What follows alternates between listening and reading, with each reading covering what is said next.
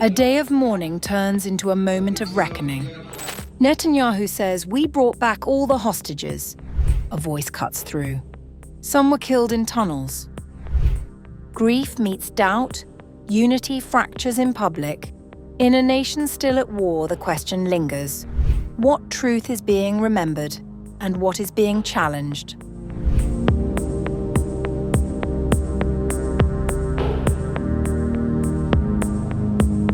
A solemn Memorial Day ceremony in Jerusalem turned tense as Israeli Prime Minister Benjamin Netanyahu was interrupted by a heckler, underscoring deep divisions over the Gaza war and hostage crisis. Speaking at the state ceremony for victims of terror at Mount Herzl, Netanyahu sought to unify the nation in grief. Your heavy loss is everyone's loss. Your deep sorrow is everyone's sorrow. The physical and mental pain of the wounded is all our pain, and we are committed as a people and a country to providing you with the fullest assistance, the fullest support possible. But the atmosphere shifted when Netanyahu made a sweeping claim about the hostages taken during the October 7, 2023 Hamas attack. As Netanyahu said that he brought back all hostages held in Gaza, a heckler in the crowd yelled out, "Some of them were killed in tunnels." The exchange captured a broader national debate. Of the 251 people taken to Gaza, more than 24 were reportedly killed in captivity, fueling criticism that opportunities for earlier releases may have been missed. In a separate address, Netanyahu said that Israel and the United States had removed what he described as an immediate threat from Iran, which he said had been on the verge of developing nuclear weapons. Today, we were compelled to act together with our great ally, the United States, against the terror state par excellence, which indeed threatens the entire world and has already attacked many countries.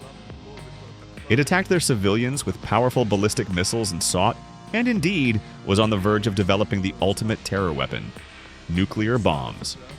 We have removed this immediate threat, and we will continue to fight with all our strength against terror states, and of course also against terrorists who deliberately target innocent civilians. Other Israeli leaders struck similarly hard lines. Defense Minister Israel Katz vowed continued military action against Hezbollah leadership. Memorial Day in Israel is traditionally a moment of unity. This year, it exposed a nation still grappling with war, loss, and unanswered questions, where even remembrance is shadowed by conflict and dissent. Now, Israel faces a deeper question: law, faith, and who is above the draft.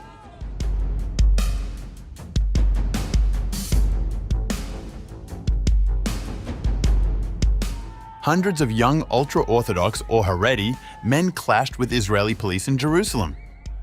According to the Times of Israel, the violence broke out on December 18th, leaving 13 officers injured, 5 of them hospitalized, after what police say began as a routine parking enforcement incident. Israeli police said that the violence erupted when a municipal inspector issuing parking tickets in the capital was attacked by 2 young Haredi men. In a statement, police said, The commotion broke out after a municipal inspector who had been issuing parking tickets in the capital came under attack from 2 young Haredi men. The pair kicked him and made threats on his life, promising to slaughter him if he returned to the area. Officers responding to the scene arrested one of the assailants, triggering a rapid escalation. Hundreds gathered and reportedly attempted to free the detainee. Stones and objects were hurled at police, a patrol car was overturned, and officers deployed stun grenades and tear gas to regain control. Hebrew media later reported that police suspected the assailants were draft dodgers and sought to transfer them to the military police, though police statements did not confirm this. The unrest spilt beyond the initial confrontation. According to the Times of Israel, a group of Haredi men later stoned a bus carrying IDF trainees and commanders from the Kafir Brigade in Jerusalem. The Israel Defense Forces said the bus was forced to stop until police arrived, adding it strongly condemns any violence against its soldiers. Later that night, violence reportedly continued outside Jerusalem. Police arrested 8 Haredi protesters near Ashkelon, where demonstrators blocked Route 4 while attempting to protest near the home of a military police officer involved in draft enforcement.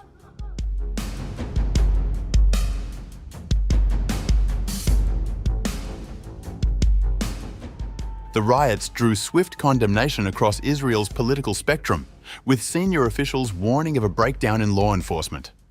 Police Commissioner Danny Levy called the incident severe, saying, "The rioting was a very grave incident, and police would hold everyone involved to account." National Security Minister Itamar Ben-Gvir, who oversees the police, said the violence crossed a red line. "I unequivocally condemn the extremist rioting in Jerusalem, and the attacks on police officers a red line." Opposition leader Yair Lapid described the events as a systemic failure tied to draft evasion enforcement. "It's unfathomable that Haredi draft evaders can avoid arrest just because they are engaging in violence." Former Defense Minister Avigdor Lieberman went further. In a post on X, labeling the riot an act of terrorism, he wrote, "While the soldiers are fighting terrorists, the draft dodgers are attacking police officers. This is what happens when the country's leadership is in the pocket of the Haredi business community. The attack on the police today is an act of terrorism in every sense. The patience is over and the excuses are done. The people demand enlistment for everyone." Democrats Party Chairman Yair Golan accused Israel's leadership of enabling lawlessness. "The draft dodgers understand that the law in Israel does not apply to them, that everything is permitted to them, and that's how it looks. The backing for draft evasion and for violence against security forces comes from above. The Prime Minister and the Defense Minister are guilty of these shocking sights. The time has come to draft everyone and restore law and order to Israel for the sake of Israel's security." Ultra-Orthodox political parties declined substantive comments. The clashes come amid deep national tension over military conscription as Israel struggles to enforce draft laws on tens of thousands of ultra-Orthodox men, a dispute now increasingly spilling onto the streets.